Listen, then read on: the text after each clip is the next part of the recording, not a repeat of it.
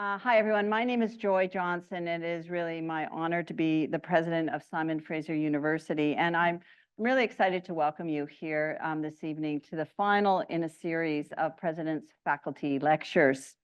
I want to begin by acknowledging the land that we're on, the unceded traditional territories of the Squamish, the Tsleil-Waututh, and the Musqueam peoples. It is really important to ground ourselves and acknowledge the land that we're on. And at SFU, I have to say, we're working hard to uphold truth and reconciliation. We've got we're thinking about ways to recruit Indigenous faculty, staff, and students. We're building a First Peoples Gathering House. We're working with our host nations to think about ways that we can honor their traditions on our campuses. So lots happening in that space. And this is such a great evening and such a great event. We're gathered together in person and online to hear from Dr. Bohdan Nosek, who's going to provide an overview of the drug use epidemic in British Columbia. And he's going to be discussing the successes and, unfortunately, failures in our response thus far, and hopefully give us a little bit of optimism. That would be really helpful these days. I have to admit, Bohdan and I were talking about, I don't know if any of you were following the news about the dynamic that happened in Parliament today, calling names, the leader of the opposition calling our Prime Minister names. And I just feel like we're in a moment where people are really frustrated, and obviously there's a lot of polarized points of view about how we are going to be dealing with this crisis. So it just seems such a great opportunity for us to gather and to be thinking and learning from Bohdan. So this is part of a series. It's a tradition that we have at SFU, and I really want to acknowledge and recognize the team, the back of the room, SFU Public Square, for hosting this series and working with me to help create this really amazing set of lectures. This is an opportunity for us to showcase the work of our SFU faculty and really have a dialogue about important issues of the day. And this theme this year is really making a difference for British Columbia. And we've been exploring a number of areas that really are important to us as a community, to British Columbia. And this topic is certainly an important topic. And as a researcher myself, and now as a university president, I know that research sometimes feels like it's in the ivory tower and not relating to the community, but I really do believe that topics such as this and the others we've explored really can help us move forward and really make a difference to our province and our communities. I do love the fact that SFU is an engaged university working in our communities, and that is through, in so many instances, the work of our researchers, our faculty, and I want to thank all of you who are here and a part of that. So we've been holding these lectures in different locations where it's great to be back downtown. But we've been actually last time at the Tsleil-Waututh Nation. That was amazing to be there. We've been in Surrey, on our Surrey campus, and obviously on our SFU campus as well. So I'm really excited to be introducing Bohdan this evening, who's going to talk to us in a few minutes. I do have, unfortunately, a little bit of housekeeping I just want to fill you in on as well. And so for those of you on Zoom this evening, closed caption CC button at the bottom of the screen. If you have problems, please send a message to hosts and panelists, and someone will help you out if you're online. We're going to have a Q&A tonight. I'd like to give you fair warning, and we love questions. We love in-person questions, so we'll look forward to your questions. But also for those of you online, but also if you're shy and don't feel you can ask your question and don't want to put up your hand, you can use Slido, and we'll be watching for questions to be posted on Slido and be upvoted there. So you don't need an app or anything. You can just use the QR code or sign on to Slido, and it's very straightforward. And there's just this code SFU PFL, and that's all you type in, and you can use the app. So I also, and it's part of what we do at SFU, just remind people of our community guidelines, how we engage with one another. And I think you all know this, but it will always encourage people to remind ourselves that we want to be respectful of one another and make sure that we listen to one another respectfully. And anyone who does harm or incites harm at these events will be asked to leave the event. So finally, please note that this is also being recorded this evening, And there will be a recorded, it will be available on the YouTube channel for SFU Public Square. So if you want to have your friends and family check out the lecture this evening, you can do that as well. So after all that, it's now my pleasure to introduce you to our speaker tonight, Bohdan Nosek. And I've known Bohdan and followed his work for a number of years, and we're really thrilled to have you here. Bohdan is a professor and a St. Paul's Hospital CanFAR chair in HIV/AIDS research at SFU's Faculty of Health Sciences. He also leads the Health Economic Research Unit at the Center for Advancing Health Outcomes. So with no further ado, please warm welcome to Bohdan Nosek. Thanks, everybody. I'm honored and humbled by all of you coming. I'll start with a land acknowledgement. This work has all been conducted on the unceded, occupied, traditional, and ancestral lands of the Coast Salish peoples, including the Musqueam, Squamish, and Tsleil-Waututh nations. Our data was derived from the lands of approximately 200 First Nations in what is colonially known as British Columbia. We acknowledge the disproportionate impact of the toxic drug crisis and the harms caused by colonial systems, including healthcare and child welfare, on Indigenous peoples in BC and across Turtle Island. I want to start, I think it's important I take a few moments to introduce myself, both personally and professionally, so that you have an understanding of where I'm coming from. This is a personal issue from me. There's some emotion, some personal investment. On the professional side, I'm not a clinician. My academic training was in economics and epidemiology. I've mostly specialized in using the province's linked health administrative data sets, which I'll be presenting from today. All our work, however, is informed and guided by perspectives of people with lived experience. I don't think this kind of work can or should be done without them. And I'm otherwise indebted to the great many clinicians I collaborate and commiserate with. This is perhaps a different perspective than you're used to hearing. Maybe you'd call this the view from 1,000 feet. It is one perspective, an independent one, and I hope a constructive one. I got my start in research in substance use disorders about 20 years ago now. It's amazing that so much time has passed. When I was lucky enough to work on the North American Opiate Medication Initiative. That's North America's first trial of heroin-assisted treatment. In the early stages of my career, I was inspired by some major victories in public health here in BC, including a Supreme Court ruling in favor of keeping supervised injection facilities open, which have proven time and again to save lives, and a profound victory in the control of the HIV/AIDS epidemic, which was largely driven by reductions in HIV incidence among people who inject drugs. This is a victory earned with common sense strategies like clean needle distribution, widespread opt-out HIV testing, and expanded opioid agonist treatment. I was inspired by these victories and the people who drove them, and remain hopeful we can turn the tide in this overdose crisis as a result.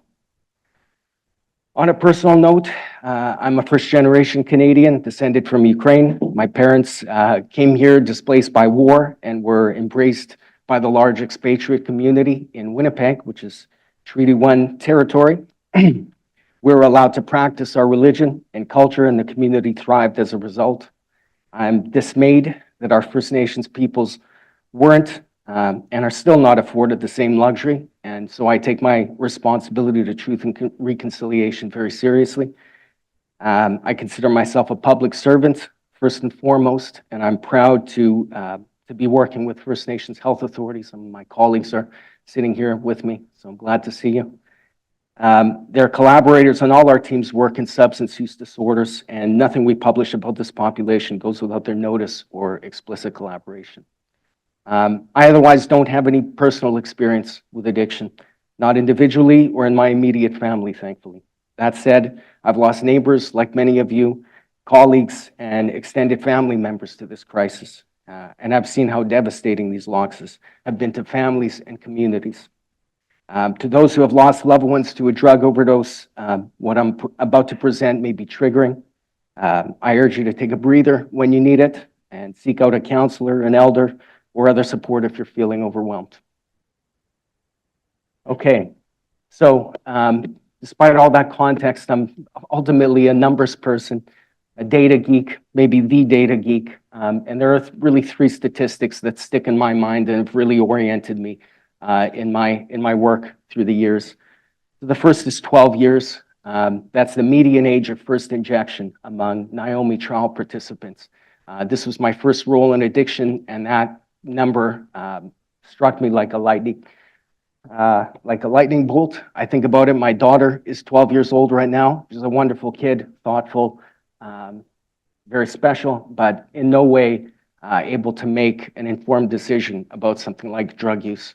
And so, you know, any kind of preconceptions I had about drug use, those all went out the window when I started learning about the context.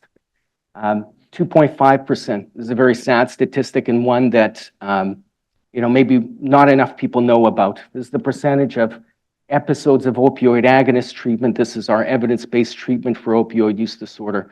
Out of all the episodes that we analyzed when we first had this data, provincial data, only 2.5% ended with a completed taper and no evidence of relapse at 18 months. So this is a chronic recurrent disease. We've always said it. We need to remind ourselves of that in this moment. And it's, you know, I think that is the backdrop to a lot of BC's response to the opioid crisis. The last piece is another sad, maybe eye-opening statistics. It's 50%. That's our 30-day emergency department readmission rate among people with opioid use disorder. It's the same across health authorities. It's persistent over time. This is, you know, it's a reminder that we are still not dealing with this problem effectively. This is still a revolving door in acute care. It's not a good way. It's not an effective way to treat people. It's not a humane way to treat people. It's not an efficient way to treat people. So we have a long way to go still. So this is a wicked public health problem, not a complex, but a wicked problem. Why is it wicked? Because it's context specific and it's compounded by social inequities, whether it's here or in Prince George, Prince Rupert, Vancouver Island. Each community is dealing with different challenges. It's all underpinned by colonialism, and you know, a lot of what we're seeing are the after effects of separations from children and the residential school system. We still don't have any consensus on the nature of the problem or solution, and that's where a lot of the public debate is coming in right now. It's become a nasty debate, frankly. I think it's taken us into an unproductive place. We don't have a clear definition of success. We never have. We don't know how far we can drive down overdose deaths. We want to drive them down as far as we can. We went from 300 to 400 per year in the pre-fentanyl era, up to 1,600 when we called the overdose emergency in 2016, and now we're at 2,500, and there's no stopping. So again, view from 1,000 feet. I'll be speaking from provincial health admin data, so we were lucky enough to work with the Ministry of Health and Ministry of Mental Health and Addiction to capture a full population scope of everybody who's ever touched the health system for a substance use disorder. It's a huge number. We estimate just for opioid use disorder, we have 100,000 people here in BC living with an opioid use disorder. We know 80,000 people, 80,000 of those 100,000 have touched the healthcare system for their opioid use disorder. 50,000 have accessed treatment at some point, and 22,000 are on treatment, at least as of our last date of our data cut there. Between the recently on OAT and on OAT steps, right in here, we know at any given month there are about 1,500 people who have just dropped out of treatment. And we highlight this because this is a really dangerous time in people's lives. The risk of death is 10 times higher in the month that they dropped out compared to when they're on treatment.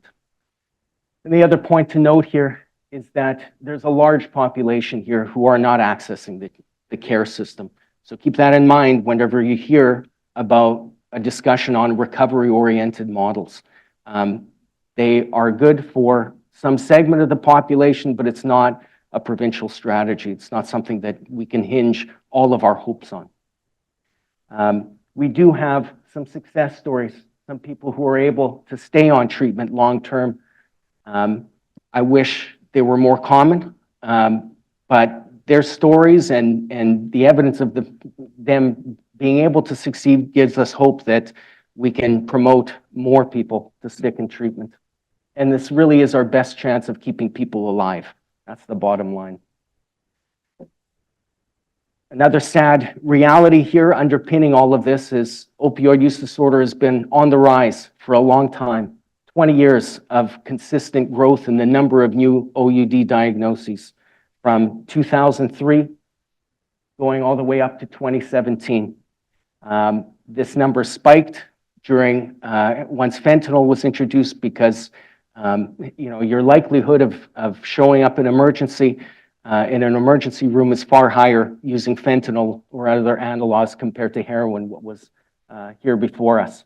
So this is not a new problem. This has been growing for a very long time. And I think it's maybe a part of the story that the public doesn't know as much about. Even before fentanyl was introduced, this was a growing problem. In fact, opioids have been a part of Vancouver's history since the railroads were completed, since the days of Gassy Jack and Stamps Mill. So this is a part of the fabric of our community here, whether we like it or not. This is a syndemic. Again, another underreported fact of this. At least out of the people with opioid use disorders, we know over 70% have an indication of a mental health condition. And really importantly, most of these people present to the care system for mental health long before they present to the care system for their opioid use disorder. So this is just timing, years of timing compared to their first presentation to the system for an opioid use disorder. So we know there are people out there who are presenting for a mental health condition 10 years, 20 years before we ever see them present for an opioid use disorder. So what that's telling me is, first, our mental health system is failing, and we're missing opportunities to engage people in treatment early and prevent addiction when it comes. And that's true for any mental health diagnoses or severe mental diagnoses. Now, this is a bit of a contentious fact. There are clinicians out there who believe, these records are indicative of drug-induced psychosis. I think that may be true. It's hard for us to sort out in some cases who actually has a mental disorder versus who has a acute psychosis. But by and large, what we're seeing here is real. The rates of schizophrenia, bipolar, severe depression are far too high, and we're seeing them far too frequently to be written off as drug-induced psychosis. So this is an underappreciated aspect of the epidemic. This is a key point. The composition of the illicit drug supply is changing so rapidly. The ground is shifting beneath our feet faster than we can respond to it. And this is not like a mutating virus. This is a completely different disease that we're seeing. So these are charts from the coroner's data. The coroner does a fantastic job of making their data available to the public. I'm going to show you a few years in a row here of how what kind of different substances have been detected in toxicology among overdose deaths. So I'm highlighting Atizolam here in purple. It's synthetic benzodiazepine. It has no clinical uses. It's a street drug. It's a designer benzo street drug. The clinicians I speak to, I've had some conversations about this lately. They have no clinical context. They have no sense of how to deal with people, how to treat people with concurrent opioid and benzodiazepine use. So you see Atizolam noted in 2020. It went from 29 to 47% in 1 year. In the same year, bromazolam and fluorofentanyl were introduced. They're at very low levels, but that's the first time we noted these in toxicity records.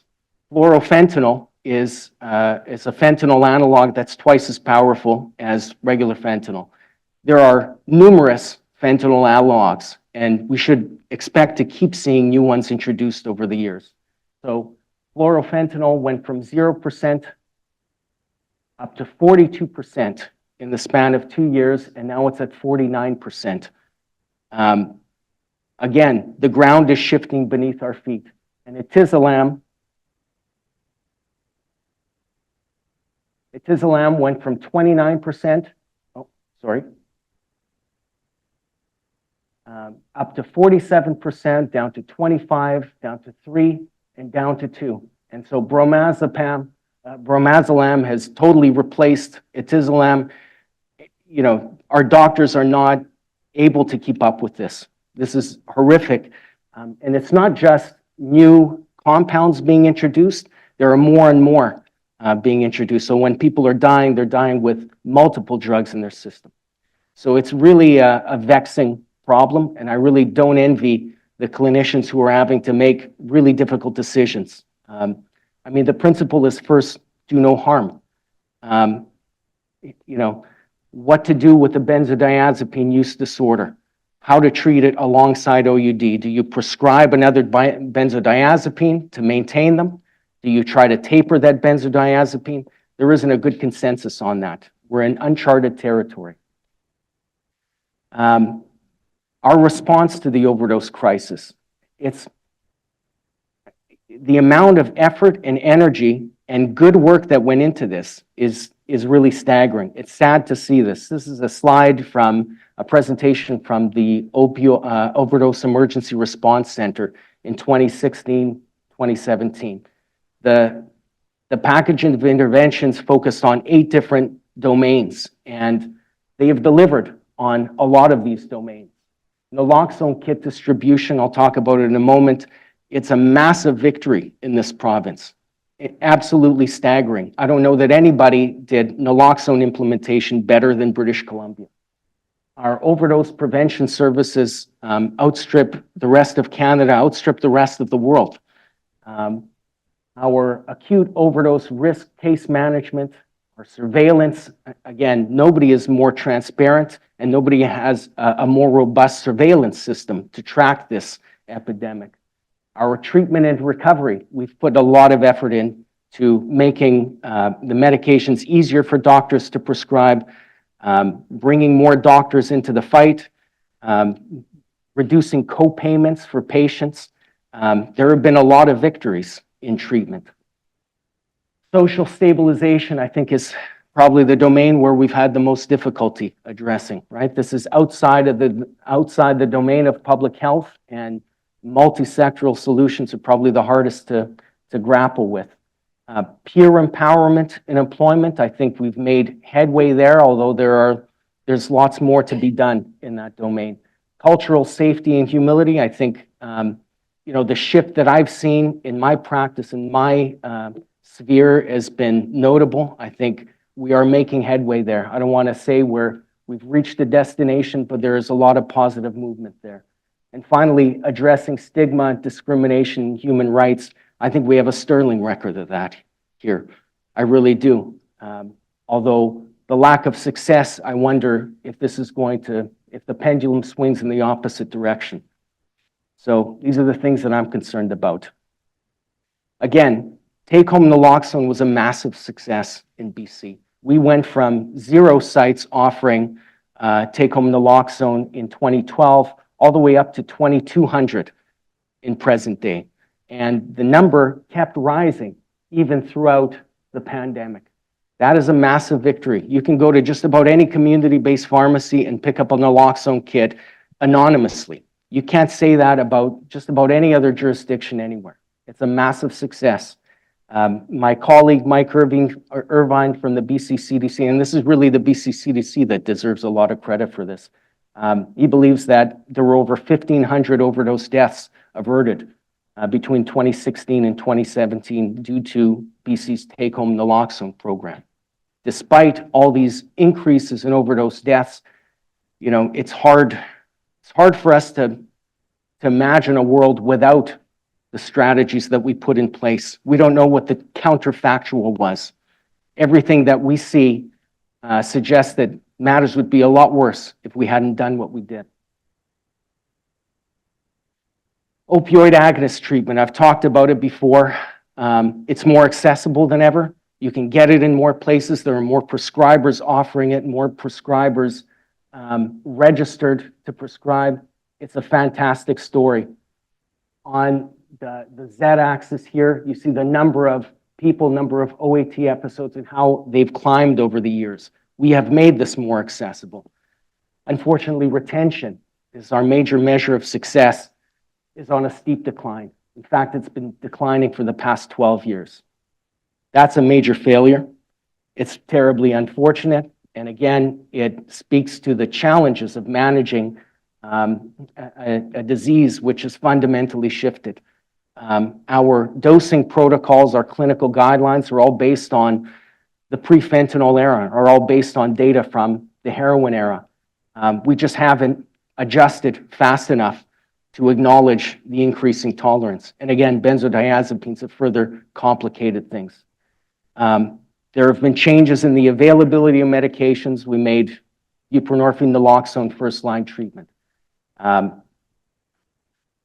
It's a contentious finding, and it's still in second review, so I don't want to jinx it. I'm going to knock on wood, but we've just finished a long, extensive study comparing methadone and buprenorphine naloxone and found methadone outperformed buprenorphine naloxone, and not by a small margin. So this was an error, and it cost us. I don't blame physicians for wanting to go for buprenorphine naloxone. It was chosen because it has a greater safety profile. While people are in treatment, it is safer for them. But if you can't keep people in treatment and they relapse and are back using street drugs, you know, any kind of benefit that you get from safety is washed away.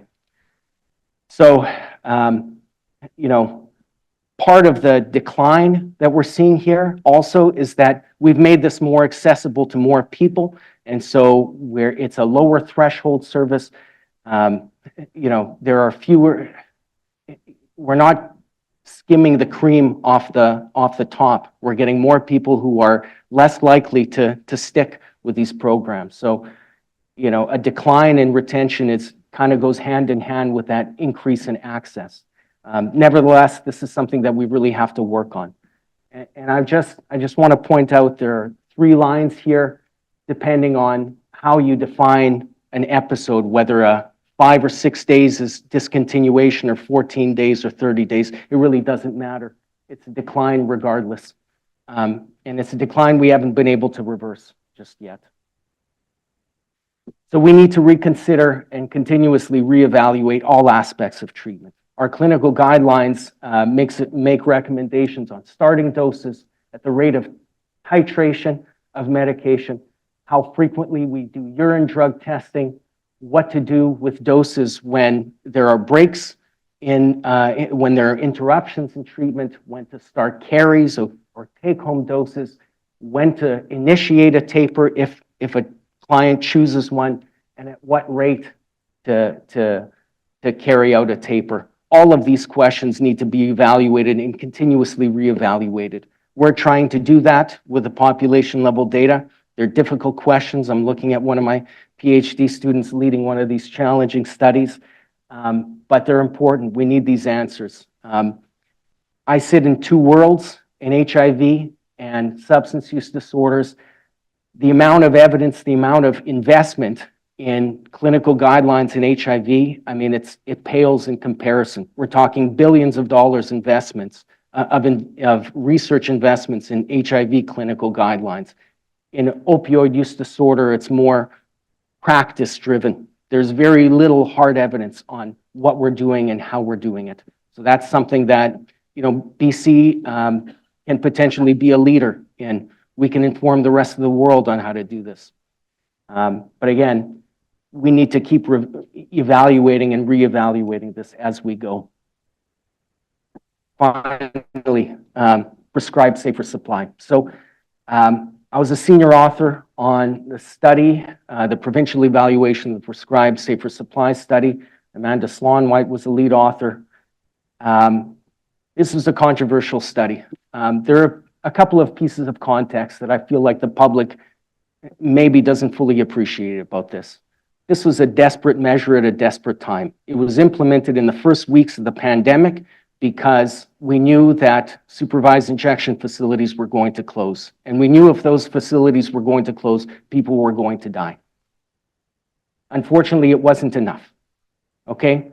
The program had a positive effect among people who accessed prescribed safer supply while they were getting it in the immediate aftermath of receipt. The results were really strong. We saw a 61% reduction in all-cause mortality in the week after for people who received at least 1 day of RMG, and that reduction was 91% among people who received at least 4 days of medication. Why did we do this week to week? Well, there was no indication in our guidelines that this was meant to be long-term treatment, right? In some cases, prescribers gave this as a means of stabilizing at home if they were infected with COVID. And so we saw all kinds of patterns, and we wanted to make sure that if we were making an inference, it was while people were receiving it. But therein lies the rub with all of this.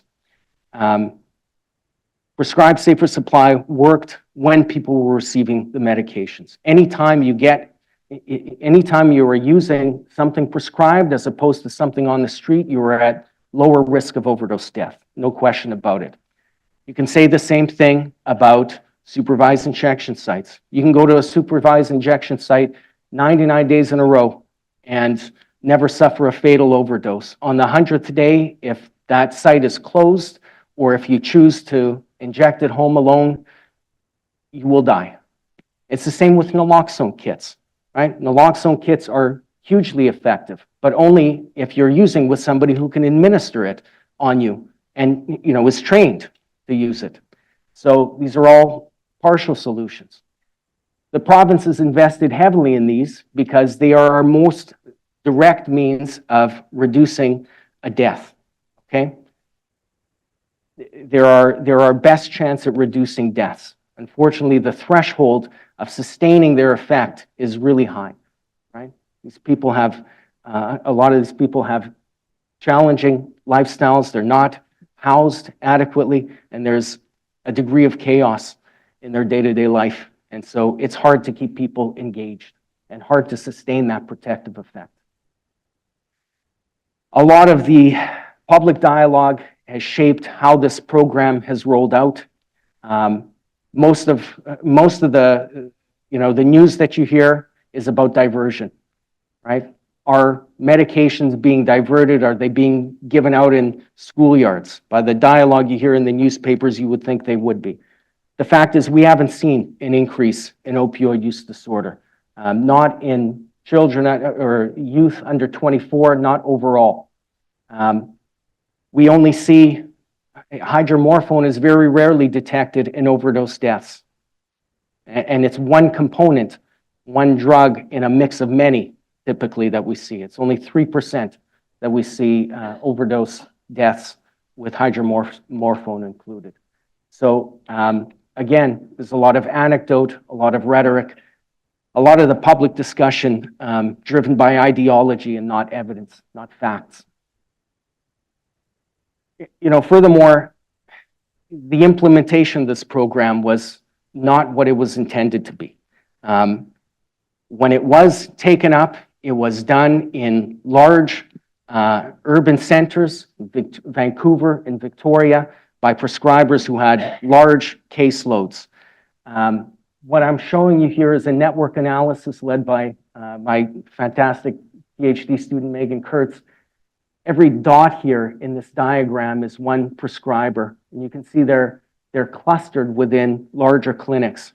What we showed in this network analysis is that uptake was very much driven by behavior of their peers. People were much more likely to prescribe if their peers were prescribing, and then they were much more likely to deprescribe. It's when the dots turn red, when their peers deprescribed.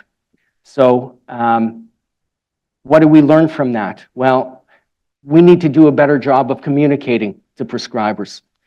We are going to need to keep them on board. We are going to need to keep the community nimble as we change guidelines over time. Right now, we've largely focused on passive communication. We need to get a lot more active, and we need to recognize that there's a stratification in our community of prescribers. There are people who primarily specialize in this sort of thing, and there are people who have more of a family practice and have some of their clients with substance use disorders. These are different types of doctors, and we need to talk to them differently. Finally, maybe the most challenging aspect of our response and where we're at today. There's a real schism in clinical practice. A couple of facts here. So there are 3 different conferences on substance use disorders that happen in this province. One run by addiction medicine, one by psychiatry, and one organized by our colleagues in Alberta and mostly attended by people in the rehabilitation community. I don't know how much overlap there is between these 3. I think that's a major problem.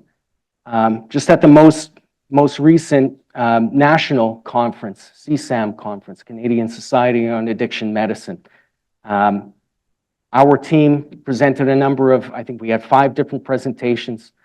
It seemed like the harm reduction track was a separate one from the main presentations, and there's a real stratification there. There was actually a letter that went around to the organizers to protest this. I didn't sign on because it was one of my presentations that was noted in the letter to say, hey, why isn't there equal representation?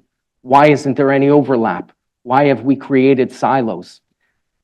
I think last but not least, I was called to the House of Commons, to the Standing Committee on Health in February. It's not a great way to be brought to Ottawa to stand up for my research. It was on the backdrop of a physician from Ontario, Andrea Serrata, being absolutely grilled in the week prior. Is a really ugly scene, frankly. It's kind of staggering that we are bringing physicians and scientists and questioning them under duress in a federal setting. The dialogue there, I think, has been very polarized. It is an ideological stance that is pushing recovery and demonizing, effectively, a harm reduction approach. Again, we have never been a strictly harm reduction province. It has always been one of 4 pillars that we've promoted in our response. We've leaned into harm reduction because we think it's our best way of addressing deaths in the moment.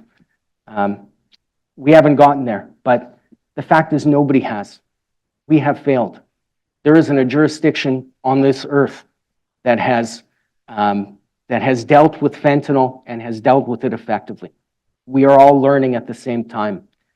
The fact that we now have a polarized community is really damaging. It's the patients that will, it's the people with lived experience of substance use disorders that are going to suffer from it. The only way we can get through this is through dialogue, and the only informed dialogue that we can have is hard evidence. And that's what I want to promote. We need true population level data. We need reporting across the country. We need to be able to compare what is happening in one province to another. If you are bringing on, if you are putting forth a recovery-oriented response and you're opening new inpatient services, measure what you're doing. The REAIM framework is something we use in implementation science.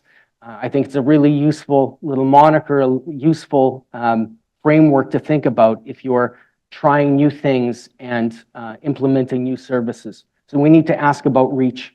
who are these services designed for? If we're building hypothetical inpatient rehab facilities, if we're going for bed-based care, who are the services designed for?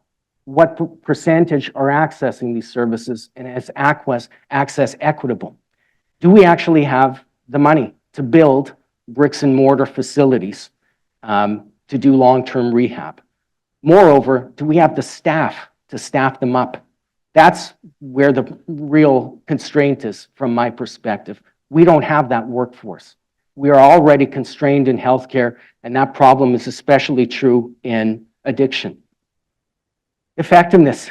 Do these services work, particularly for the most vulnerable? And how do you define success? What is success for a recovery-oriented model? What does recovery constitute? Are we talking about abstinence? Are we talking about simply being able to come back to your family and regain your job? What does it mean exactly? And on what time frame are we measuring it? It's one thing to be feeling good on discharge, but if you are discharged into community and you are in an unstably housed situation, very often we see relapse right back into acute care. So on what time frame are we measuring? Adoption. What is best practice? And is it adopted uniformly across all settings? Even defining best practice. I've told you about concurrent opioid use disorders and benzodiazepine use. We don't know what is best practice care. Perinatal care for substance use disorders. We know very little about it. What is best practice? There are major battles going on right now on how best to treat pregnant women with substance use disorders. So implementation, what are our key ingredients of a successful program? And what's the extent of fidelity of these key ingredients across sites, right? These are the key questions that we need to be answering.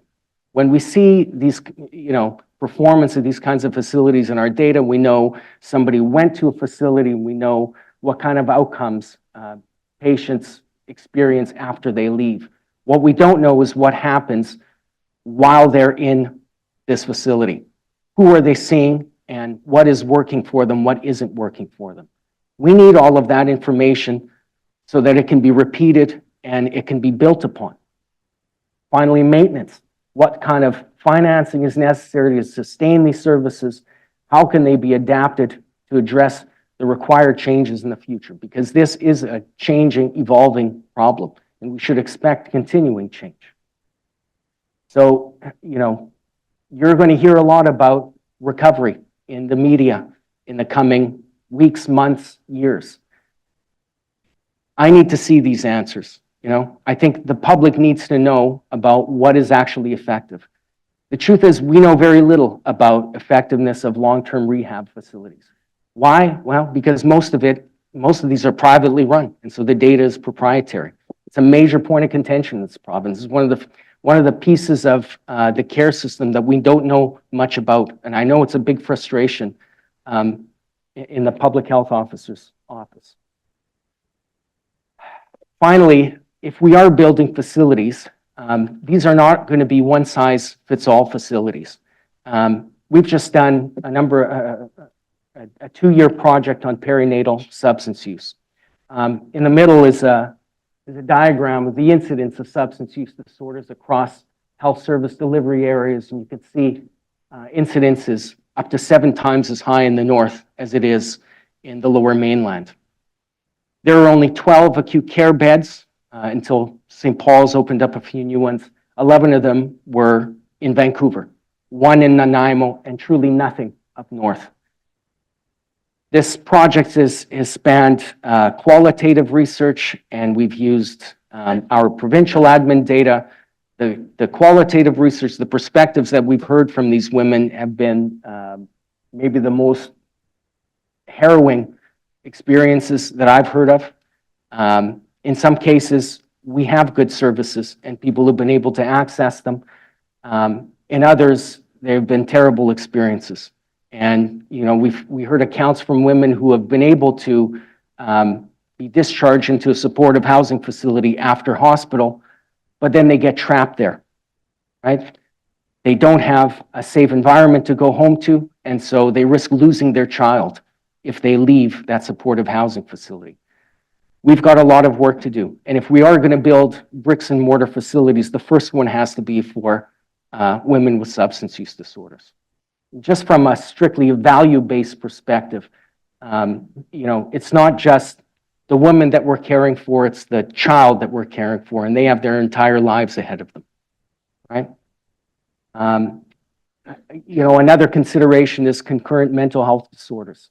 I know the province is considering building another facility for people with severe mental disorders and substance use. How do you decide which to build? How do you take priority of one over the other? These are difficult questions to ask, difficult questions to answer. So, where do we go from here?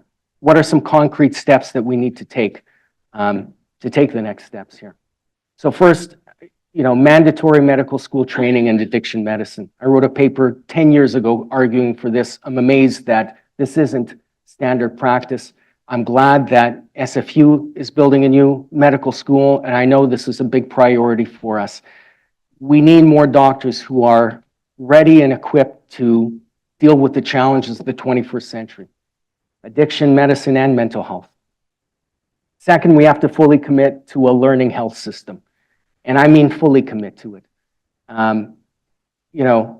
I think the level of transparency that we have in this province, just by virtue of me, an independent, being able to talk to you, speak to you from true population level data, our government is better at this than most.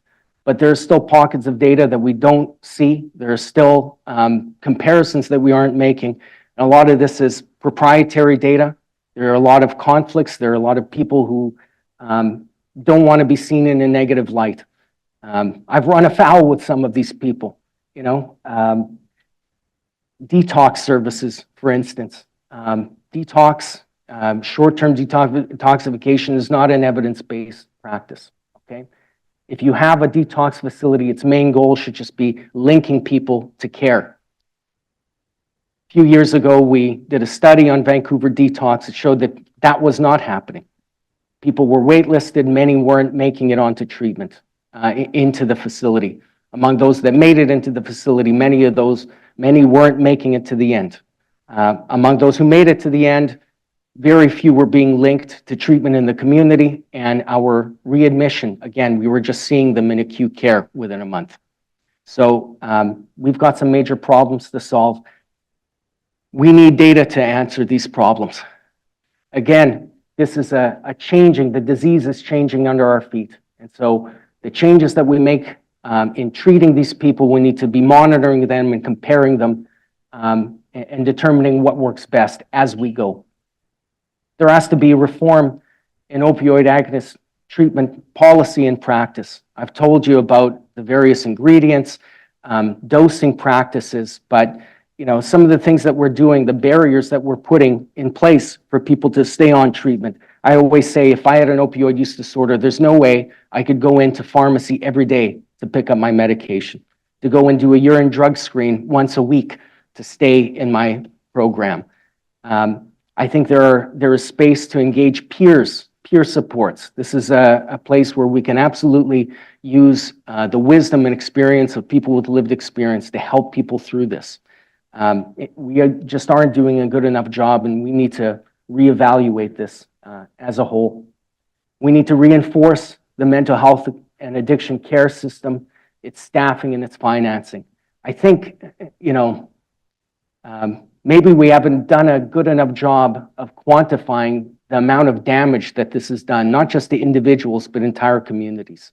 This is a major problem. We need to really rethink how we're investing in it. Currently, it's just not enough. Aggressive public policy and multi-sectoral collaboration. We've heard pitches of things like universal basic income and guaranteed housing. This is a disease of despair, right? Inequality and social isolation is a big ingredient into what we're seeing here. Is this something that we can manage? Is this something that the public is going to accept? I think we need unless we're comfortable with 2,500 people dying a year, we need to seriously consider that. And then investing in communities and not just medical practices. I think this is, the greatest benefit that I've had in working with First Nations. This notion of two-eyed seeing, and the notion that individuals are connected to their communities, to the land. I don't think we are approaching this with a holistic view. I think we are dealing with addiction as if it is an individual problem. We need to do better there. So I want to thank primarily my hardworking team. We're a team of 20 staff and students, and over 70 staff and students over the past 10 years I've been privileged to work with. On the darkest days, they get me through, they inspire me. So I want to thank everybody who's contributed to this work. And again, we are a part of a very large community, and we're lucky to work with some really fantastic, inspiring people, not just researchers, but clinicians, people with lived experience, people who are dedicating their lives to this problem. So thank you. Thanks, everybody.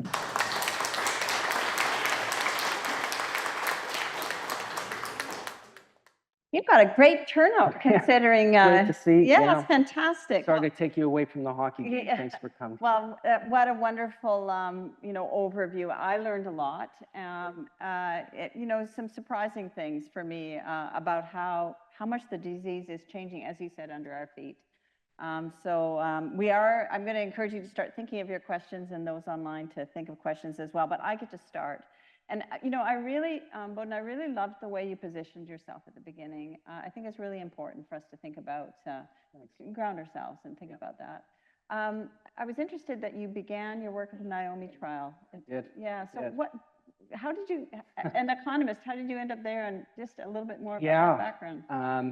It was a topic that interested me at that time. Again, my training was in economics. Economics is the science of choice, and I was interested in that decision to use drugs and use different kinds of drugs. It was a theory of rational addiction, which is kind of a crazy thing to say, but it was about consumption and different consumption decisions. And it was really, the notion that, why would somebody choose to use a substance that was so dangerous for them? It was really, and it comes down to, your preference for the present and your myopia, maybe your outlook on life. Mm-hmm. And that gave me a different perspective. Once I got over that, and once I kind of fully crossed over into public health, I realized, we really need to be focusing our time and effort on solutions, things that are going to help these people save their lives. Yeah. So my emphasis shifted over the years, but ultimately this is consuming a good, and that was sort of the end for me. Yeah. Well, I feel really fortunate to have you with us at Simon Fraser University. How did you end up landing in the Faculty of Health Sciences? I'm just curious about that piece. Yeah, I guess, it was a recruitment, a targeted recruitment for a chair in HIV/AIDS research. And I really split my time between HIV and substance use disorders. Thankfully, we've done some phenomenal work in HIV, and most of the local work now is in addiction. That's where I'm focusing my time and energy. That's fantastic. The other thing you mentioned, and I briefly mentioned in my introductory comments, is this polarization that's happening. And your plea, I really appreciate your plea for evidence-informed decision-making. I'm just wondering can you give me some advice, or other people advice, about when you're in those dynamics, you're being called, to testify, what's your strategy? Like, how are we going to break that down? Yeah. I try to be very strict and speak to the data and the evidence and not share opinions. In a space like this where I'm kind of brainstorming about solutions, that's another matter. If I'm being questioned, I'm trying to stick to the data as much as possible and really trying to prompt that in the people around me, right? Yeah. Let's stick to the facts. Yeah. Ideology is one thing. What we envision, what we want to see happen is great, but really what is the evidence and how are we using that to dictate our next steps. Yeah. I think the thing that shocks me the most is how little evidence we have on, like, think of all those treatment decisions that you had Yeah. up there. Yeah. Like, we really aren't where we need to be, and yet people keep, Yeah. really pushing one particular point of view, or. That stigma that you see on the streets, that exists in science as well. Yeah, it's right? interesting. Huh? We have a hard time drawing people into our field because of the existence of that stigma, right? And especially now when we're being dragged through the mud, it's a difficult time to bring people in. Yeah.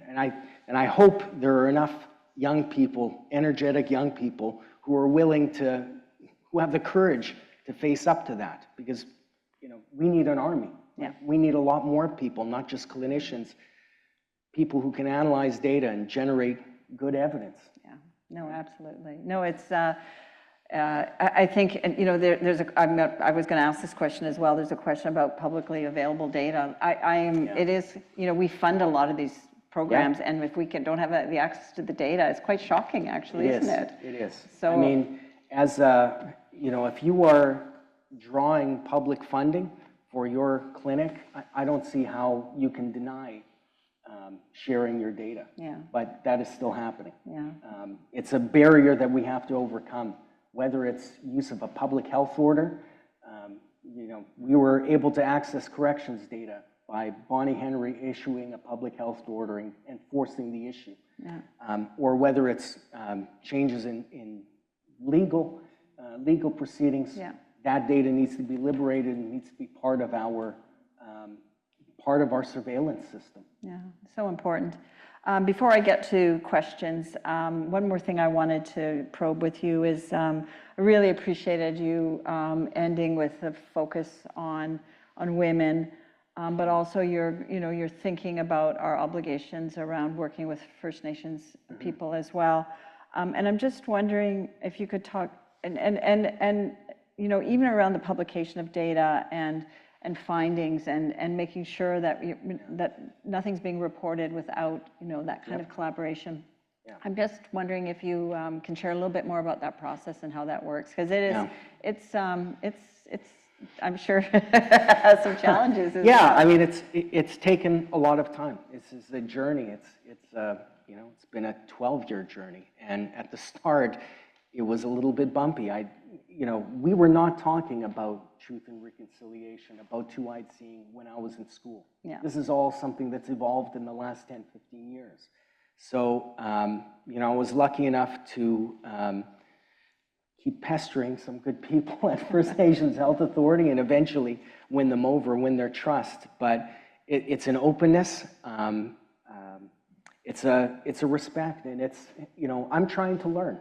I have conversations. Louise Mayer is my primary counterpart at FNHA. Maybe she's online. She's a great friend. Yeah. And I've asked her about how do I learn about two-eyed seeing? How do I begin to understand First Nations perspectives on health and wellness? And I think it's made me a better scientist. It's forced me to see the problems that I'm facing from a different perspective. And right now in this moment, I mean, we're not succeeding. We shouldn't be so arrogant to think that different perspectives are not going to work. I love that. Yeah. It's interesting, as an aside, you mentioned we're working towards a medical school at SFU, but want to ground Indigenous ways of knowing in the program. But I've had some people say to me, oh, that means you're anti-science somehow, as if these things can't come together in a really profound way. So I just love that example that you're providing. This is two-eyed seeing. It's not closing one eye for the other, right? Fantastic. It's seeing two different perspectives. Fantastic. Okay, I know there's a million questions in the room, so I'm going to go back and forth between what's online and the questions in the room. And I do have roving microphone people, and there's a question right up front here. So I'm going to ask our microphone people to hop to here. Thank you for helping us out. Kudos to you for all the work you've done. I really appreciate it. And just a couple of questions. First of all, what is your, what do you know about getting the shot, you know, if you're coming off heroin or something, getting the shot once a month, and the effectiveness coupled with peer support through a 12-step. And also, you know, you talk about a BC, but what do you have to say about Alberta and Portugal? Yeah. You know, I'll start with Portugal, just because you ended there. We've heard a lot about the Portugal model. It's decriminalization, but also mixed with a lot of residential care and a lot more community support. It was heralded for a long time as a massive success. I don't know that the people in Portugal will be trumping it as such a big success. The key thing to note, Portugal has not dealt with fentanyl, okay? It's not part of the equation there. So that's the key thing. Alberta, if you look at the overdose death rate across provinces, we're at the top. Alberta is right next to us.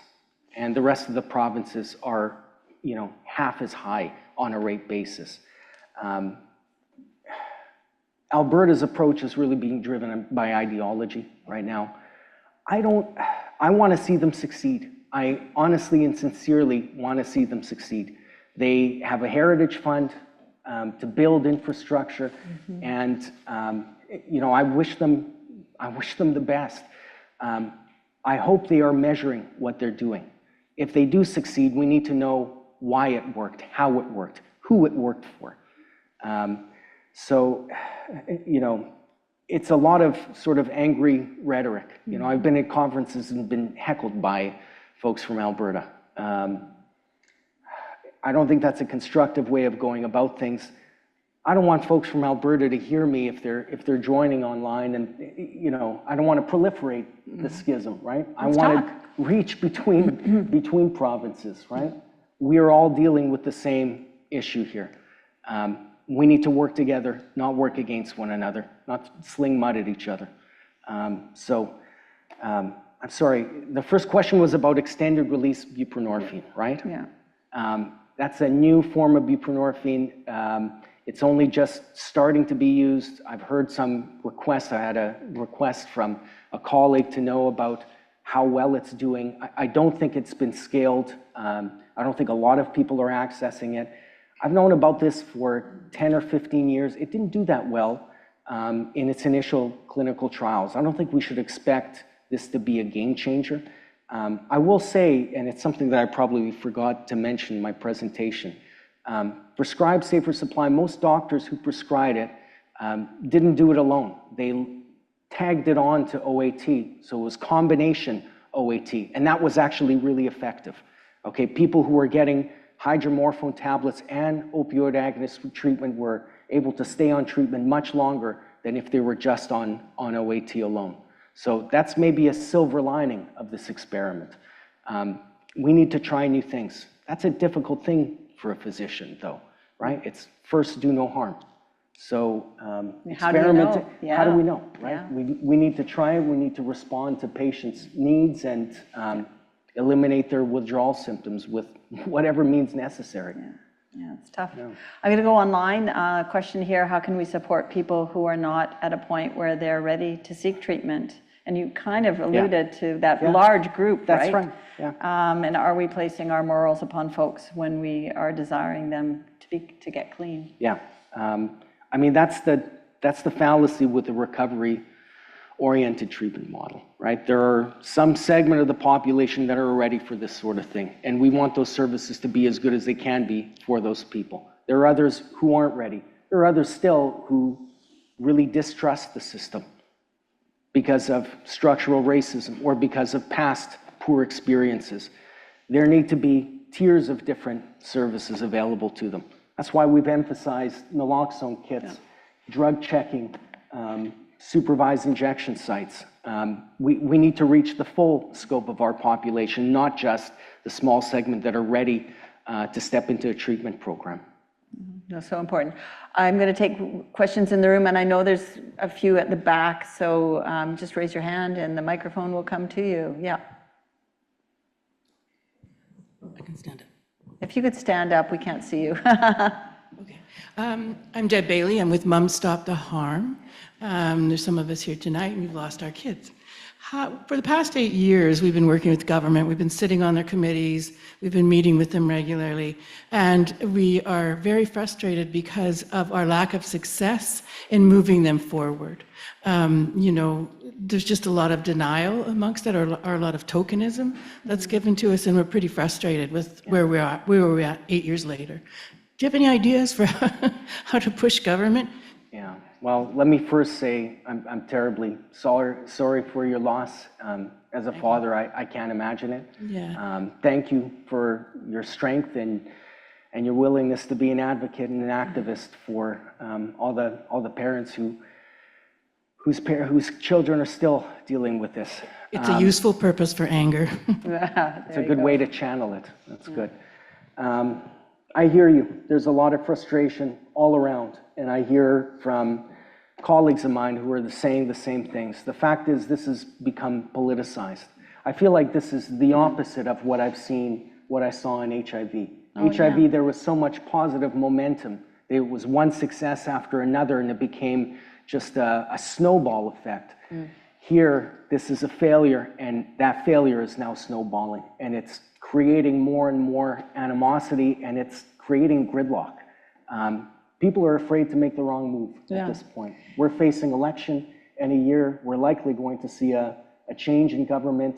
That is going to cause gridlock, like it or not. I certainly don't like it. Yeah, it's interesting that you say that. I really think that you're onto something about the comparison between what happened with HIV/AIDS and the success to success. And so the question is, how do you shift the social movement, right? How do you shift that tide? How do you get some successes moving forward? Because people, seem to be very afraid to make any decision right now. It's true. It's true. I mean, the only thing I can think of, and I know my colleagues, the scientists in the field, we're trying to tackle and combat disinformation. We're trying to get the facts out. We're reinforcing and doubling down on what we're doing and what we know works. I think we also have to be honest about what hasn't worked and really further investigate why these things haven't worked. That's so important. That's a difficult one, though. Yeah, great question. No easy answers, obviously. No. Online, please speak to more to the tension between safe supply versus recovery models. Again, it's about that polarization, one or t'other. Yeah, and it seems to me it's not one size fits all, as you were saying. No, another piece of context with safe supply. We have already implemented. I mean, BC has gone further than every other jurisdiction in Canada in terms of harm reduction, in terms of different treatment models. We didn't, we don't have that many more new ideas here, I'm sorry to say. And further, the medications that we use for safe supply, these are all things that we have clinical experience with, right? It's on a continuum. It created a lot of tension, a lot of animosity, and unfortunately, it's really redirected the discussion. The charts that I showed you on toxicity, synthetic benzos, that is not getting enough of the conversation right now. Fluorofentanyl and other fentanyl analogs, we're not focusing on that enough. Prescribed safer supply is taking all the air out of the room and really diverting the discussion from, more productive paths. It really does kind of blow your mind to think about, again, the ground shifting under our feet. Amazing. Question in the front, I know, so I'll get our microphone runner to help us out, and then I'll come back online. Please, right here. Hi, thank you very much. Very informative and something to be proud of. So my name is Margot, and I work frontline in mental health and addictions. Thank you for your service. Here. Thank you, and likewise. My question is, I support safe supply, and at the same time, and I must say I work mostly with people who are struggling with alcohol. But that said, I have one client in particular who I've become quite close to. He's had 10 overdoses. He gets safe supply and he sells it. So given that, I mean, I have my own ideas, but how can we most effectively work with the reality and the concept of safe supply in a meaningful way? Because for him, that safe supply is not at all sufficient for his habit. Yeah, no, and we've heard that over and over again. The medications aren't at a high enough morphine equivalent dose to hold people. You know, and sometimes people do sell them. I think on average, what our data is telling us is that this is helping people. You know, people selling, these are anecdotes, we hear them, I believe that they're happening, but by and large, this has been a positive thing, and it's helped the people who have received them. You know, whether they are ingested by the people who are prescribed these medications or whether they're sold and somebody else uses them, so long as they're using those substances, that is safer than whatever toxic mix is on the streets. That's a difficult message to sell the public, but it's the hard truth. So, you know, I really think the discussion on diversion has been really unproductive and uninformed. By what you read in the paper, it'll have you believe that, you know, this is strictly being given to children. I don't believe that's the case. I mean, a lot of medications are diverted. There are a lot of different substances available on the street, and hydromorphone tablets are probably one of the safest things that you can buy. Not to say that they are safe. It is safer than, you know, a mix of fentanyl and fluorofentanyl and synthetic benzos. Thank you very much. I'll use that argument. Yeah, Just that's heard. great. That's very, very. A question online for our economist. The metric for reducing number of death is what we focused on. Yeah. Is that really the best measure on success? Shouldn't we focus on number of people no longer using and successfully rehabilitated as a true measure? Yeah, I mean, that's reasonable. Again, you know, we don't have a common language. We don't have a common metric of when we're successful. Yes, we want to see overdose deaths come down, but, you know, of course, we also want to see people get over their addictions and lead happy lives again. You know, I think deaths are probably easiest for us to measure, the most convenient thing for us to point to, but they're all important. And again, you know, recovery, how do you pin that down? What is recovery? Is it truly abstinence, or is it some use and an ability to go back to your day-to-day life, right? To be a father, again, to be a mother, to be a functioning member of society. And you pointed out, and I think rightly so, we've been focusing on death because it's immediately. That's what smacks you in the face. That's right, and if you can't keep people alive, you won't get them to that point either. That's right. Yeah, absolutely. Questions at the back here. I'll let you pick one. I'm sorry. Here with the hat. Yeah, that's fair. First of all, thank you very much. I really appreciate the candor, the evidence-based driven or evidence-based approach, and also the humility with which you present that. So a little bit, if you could speak a little bit more to the methodology around evaluating efficacy of the take-home naloxone program. You yourself mentioned, I think quite appropriately, that there's no available counterfactual. And yet, so where does this 1,500 lives saved number come from? So this is from a simulation modeling study, right? With real-world data, you can do a lot of things, but you know, with something like take-home naloxone, something that was implemented across the province, you can't pull out a control group, right? You can construct one in a simulation model. It's an in silico environment. It's another one of these fancy tools that we have, right? That we need to employ to get a sense of, you know, where would we be without these vital services. And take home naloxone, again, you know, we monitor when they're delivered, how often they're returned, how often they're used. It's a smashing success, and it's one that doesn't get enough play because of, you know, the direction of travel in this epidemic. It really was a fantastic initiative. Yeah, thanks. Yeah. It sounds like, to some extent, you're running up against some of the shortcomings of administrative data What would you advocate for to improve the quality, the efficacy of that data itself to answer these kind of tough questions? You know,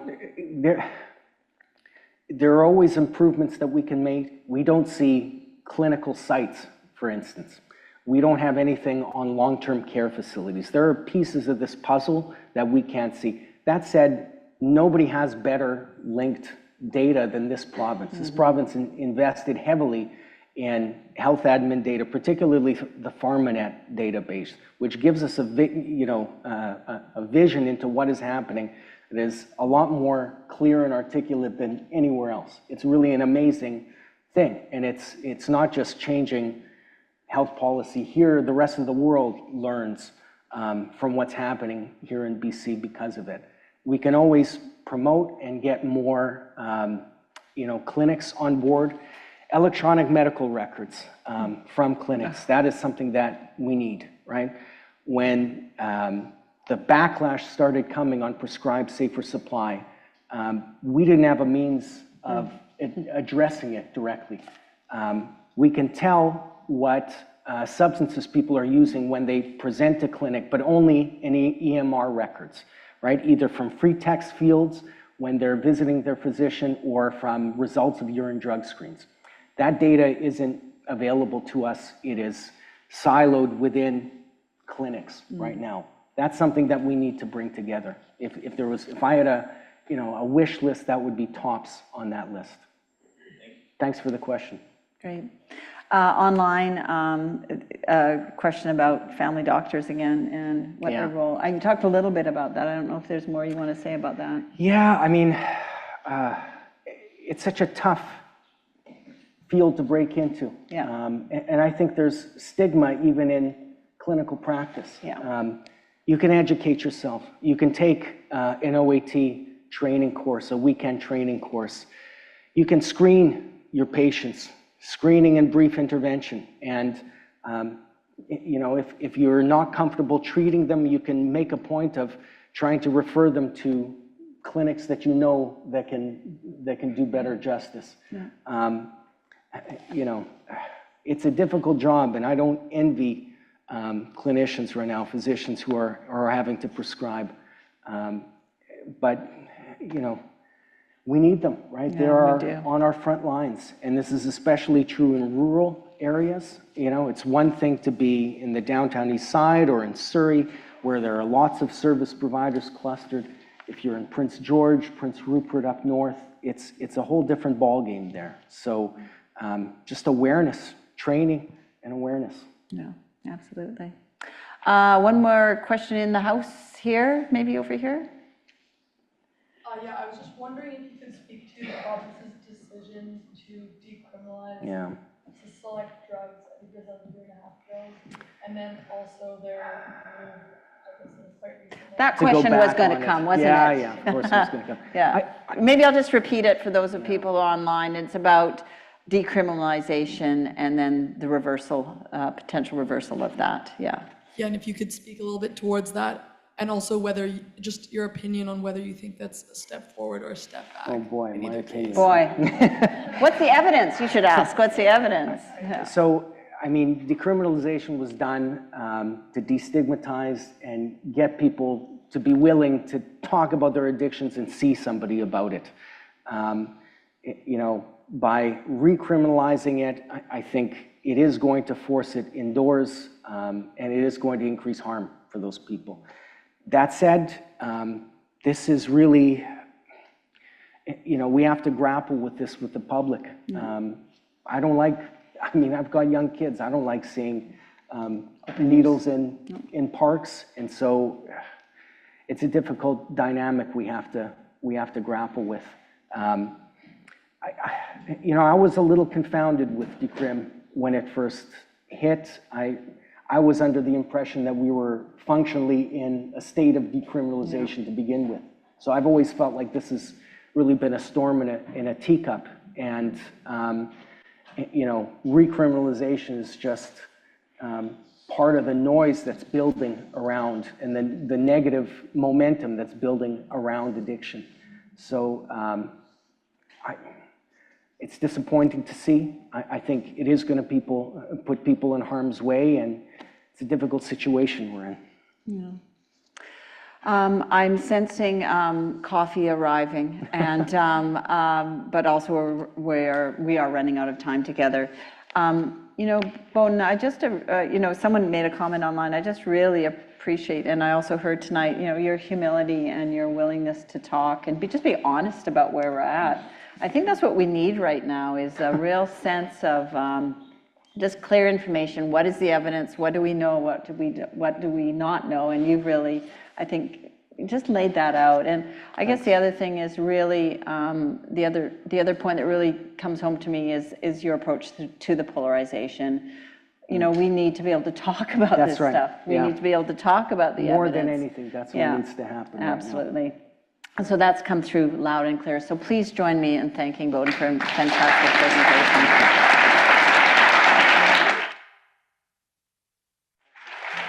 Before you go, I just want to do a few more final thank yous.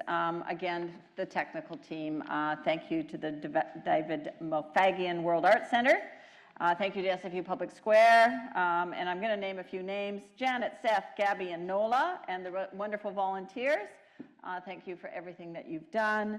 It's really been a great year of President's Faculty Lectures. I love these events. It's really great meeting all of you as well. So that's it for the year. Please join us if you're here in person. I think there is coffee at the back of the room or some such thing. But I also want to say thank you to everyone for tuning in. If you joined us online this evening as well, I deeply appreciate you engaging in Slido and asking your questions. And travel well, everyone. It was great to have you with us here at Simon Fraser University. Thank you. That was fantastic.